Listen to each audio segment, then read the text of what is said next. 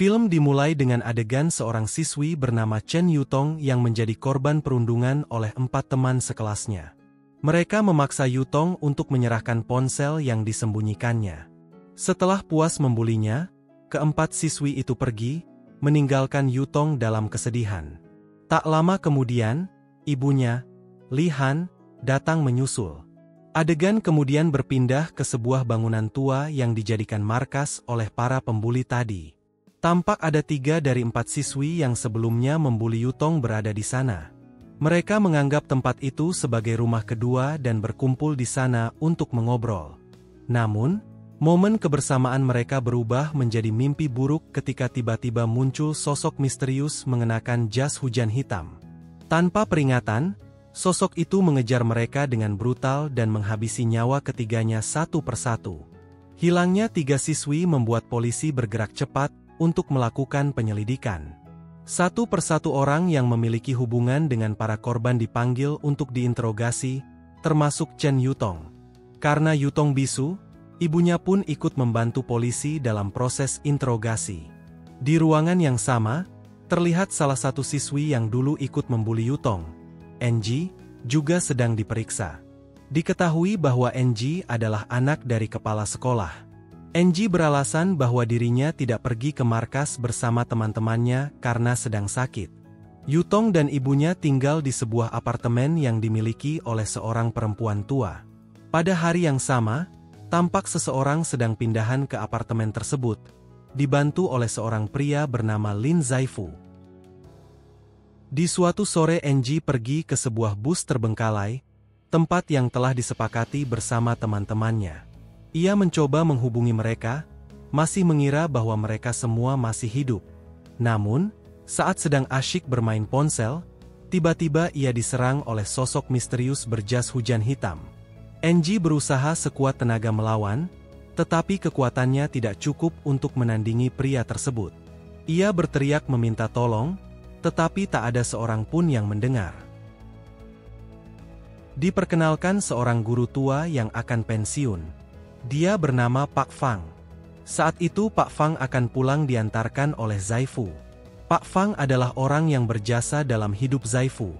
Karena saat Zaifu terkena musibah, Pak Fang lah yang menolongnya. Dulunya Zaifu adalah sosok pria yang ramah. Tetapi semua itu berubah ketika dia kehilangan putrinya. Putrinya bernama Lin Hujin. Hujin meninggal karena terjatuh dari atap sekolah. Semenjak kehilangan putrinya, Zaifu menjadi pria yang pendiam. Di saat yang sama, di sekolah sedang mengadakan sebuah peresmian. Semua siswa dan guru berkumpul di dalam aula. Di sana juga ada kepala sekolah yang akan membuka peresmian. Tetapi dia tampak menghubungi putrinya yang tidak kunjung datang. Saat peresmian pun tiba, saat kepala sekolah menarik tali peresmian, betapa terkejutnya mereka ada mayat yang jatuh dari atas. Setelah diperhatikan ternyata mayat tersebut adalah NG. Kepala sekolah tampak sangat syok melihat anaknya sudah meregang nyawa. Kejadian ini langsung menarik perhatian banyak orang. Banyak media yang datang ke sekolah untuk meliput berita ini. Saat semua orang masih sibuk membicarakan berita tentang NG, Yutong tiba-tiba menghilang. Ibunya, Li Han, panik dan mencari putrinya kemana-mana. Dalam kebingungannya, Li Han mulai mencurigai Lin Zaifu sebagai penculik Yutong. Diam-diam, Li Han menyusup ke apartemen Zaifu. Di sana, ia menemukan barang-barang milik Yutong. Namun, alih-alih langsung melaporkannya ke polisi, Li Han tampak menyembunyikan sesuatu. Baru setelah merasa terdesak, ia akhirnya meminta bantuan polisi. Polisi segera melakukan pencarian dan menemukan seorang pria mencurigakan. Pria itu mengenakan jas hujan hitam dan masker. Li Han dan polisi segera mengejarnya hingga akhirnya berhasil menangkapnya.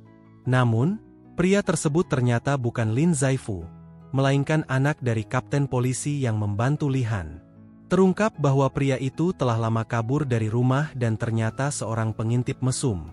Dari tangannya, polisi menyita beberapa video rekaman yang ia ambil secara diam-diam saat mengintip perempuan. Ternyata pria mesum tadi sering memvideokan Li Han. Di dalam video tersebut juga tampak Li Han yang sedang memukuli Yutong. Melihat video ini, akhirnya polisi juga menahan Lihan atas tuduhan kekerasan kepada anak. Tetapi Lihan yang keras kepala melarikan diri dari kantor polisi untuk meneruskan pencarian anaknya sendiri. Dia teringat dengan sebuah ruangan rekreasi yang tidak pernah dipakai. Dia mengira Zaifu menyekap Yutong di sana. Sesampainya di ruangan tersebut, Lihan tidak mendapati Yutong berada di sana. Dia malah menemukan mayat siswi-siswi yang dibunuh di awal tadi. Di saat yang sama Zaifu datang ke ruangan tersebut. Di sana dia sudah menyekap Pak Fang. Adegan kemudian beralih ke sebuah flashback saat Hujin masih hidup. Ternyata, Hujin dan Yutong adalah sahabat dekat. Mereka sering menghabiskan waktu bersama dan tampak sangat bahagia. Namun, kebahagiaan itu tak berlangsung lama. Geng NG tiba-tiba datang dan mulai membuli Hujin dengan kejam. Mereka memaksa Hujin mengenakan mahkota berduri hingga kepalanya berdarah. Tidak puas sampai di situ, mereka juga memotong rambutnya, mengolok-oloknya, serta memukulnya tanpa ampun. Penyiksaan itu begitu kejam, seolah-olah mereka lebih jahat dari iblis. Puncaknya, mereka memaksa Hujin berdiri di atas atap kaca yang rapuh. Saat itu, Yutong datang dan berusaha menolong sahabatnya. Namun, ibunya dengan cepat menariknya dan melarangnya ikut campur. Yutong memohon kepada ibunya agar diperbolehkan membantu Hujin, tetapi semuanya sudah terlambat. Kaca yang diinjak Hujin tidak mampu menopang berat badannya dan akhirnya pecah, membuatnya jatuh ke bawah.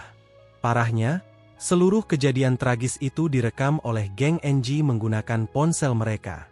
Namun, saat mereka lengah, Yutong dengan cepat mengambil ponsel tersebut, menyimpan bukti kejahatan yang mereka lakukan. Setelah kematian Hunji, Zaifu sebenarnya mencari tahu apa yang terjadi kepada Hunji.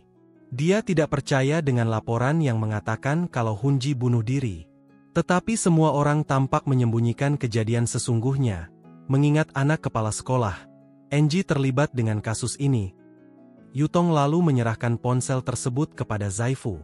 Melihat anaknya disiksa, Zaifu menangis sejadi-jadinya. Sebenarnya Zaifu sudah datang ke kantor polisi untuk melaporkan kejadian ini. Tetapi ternyata kepala sekolah sudah datang duluan untuk menyuap polisi tersebut agar bungkam. Kembali ke masa sekarang, diperlihatkan Zaifu yang sedang menyekap Pak Fang. Pak Fang disekap karena bersekongkol dengan kepala sekolah. Zaifu menyayangkan kenapa Pak Fang tidak menolong Hunji saat itu. Padahal saat itu seharusnya Hunji masih bisa diselamatkan. Ini malah Pak Fang menutup-nutupi kejadian sebenarnya. Saat meluapkan amarahnya kepada Pak Fang, muncul Lihan yang langsung memukul kepala Zaifu. Terjadi pergulatan di antara mereka, sampai akhirnya Lihan berhasil menusuk perut Zaifu dengan besi. Tetapi sayang Zaifu terlalu kuat untuk Lihan sehingga Lihan berhasil dilumpuhkan. Dengan tertatih-tatih Zaifu membawa Pak Fang untuk kabur. Tetapi Lihan yang pantang menyerah mengejarnya dari belakang. Terjadi kejar-kejaran di antara mereka, sampai akhirnya Lihan berhasil mengejar Zaifu. Saat ditanya di mana Yutong berada, dengan tersenyum Zaifu menjawab dia sudah bebas. Dengan luka-luka akhirnya Zaifu berhasil diringkus oleh polisi. Adegan kembali beralih ke 5 tahun yang lalu, memperlihatkan kehidupan Lihan bersama suaminya. Ternyata, Lihan memiliki seorang suami yang kasar dan sering memukulinya. Yutong, yang saat itu masih kecil, juga tidak luput dari amukan ayah tirinya. Namun, kekejaman pria itu tidak berhenti di situ.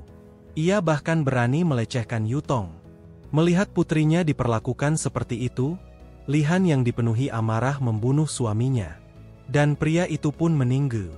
Setelah kejadian mengerikan itu, Lihan berusaha menutupi kejahatannya. Dia mengubur mayat sang suami di loteng, tepat di kebun mereka menanam pohon jeruk nipis.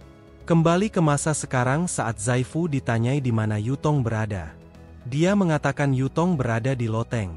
Tetapi polisi sudah menggeledah tempat itu dan tidak ditemukan apapun. Lalu Zaifu mengatakan apakah mereka sudah mengecek kebunnya. Dengan sigap polisi membongkar kebun tersebut. Lalu ditemukanlah tengkorak suami Lihan yang sudah terkubur selama 5 tahun. Di saat bersamaan, keluarga para korban Zaifu datang untuk menggeruduk. Saat polisi lengah, Zaifu akhirnya mengakhiri hidupnya dengan cara melompat ke bawah dari atas loteng. Saat polisi sudah pusing dengan kasus Lihan dan Zaifu, akhirnya anak kapten yang mesum yang sebelumnya ditangkap memperlihatkan sebuah video yang sudah disimpannya. Video tersebut mengungkap kejadian yang sebenarnya. Di malam Lihan membunuh suaminya, ternyata si pria mesum ini merekam seluruh kejadiannya. Yang mengejutkan adalah yang membunuh si suami ternyata bukan Lihan, melainkan Yutong. Saat itu si suami ingin melecehkan Yutong lagi. Tetapi dengan sigap Yutong mengambil pisau lalu menyayat leher si ayah tiri. Melihat kejadian itu, Lihan langsung mengubur suaminya di kebun atas loteng. Lalu meminta Yutong untuk tidak berkomunikasi ke siapapun. Hal ini juga yang membuat Lihan tampak selalu gugup jika berhadapan dengan polisi. Saat polisi mengungkap semua kebenaran itu di hadapan Lihan, dia memohon untuk mengatakan bahwa dialah pembunuhnya bukan Yutong. Karena kasihan, akhirnya si polisi membuang bukti pembunuhan tersebut, lalu mendakwa Lihan dengan 5 tahun penjara. Adegan lalu berpindah memperlihatkan Yutong yang keluar dari dalam sebuah kulkas sedang menuju kebebasannya. Yang mengejutkan adalah dari awal ternyata Zaifu dan Yutong sudah bekerja sama untuk menghabisi orang yang sudah membuat Hu Jin meninggal. Bahkan penculikan pun sudah mereka rancang untuk mengelabuhi semua orang. Di saat Zaifu menghabisi para siswi pembuli, di situ ada Yutong. Makanya ketika polisi ataupun Lihan menanyakan keberadaan Yutong kepada Zaifu, dia mengatakan kalau Yutong sudah bebas. Di akhir film diperlihatkan seorang gadis memakai seragam sedang bernyanyi. Setelah kamera semakin mendekat, ternyata gadis tersebut adalah Yutong. Selama ini dia ternyata tidak bisu. Tamat.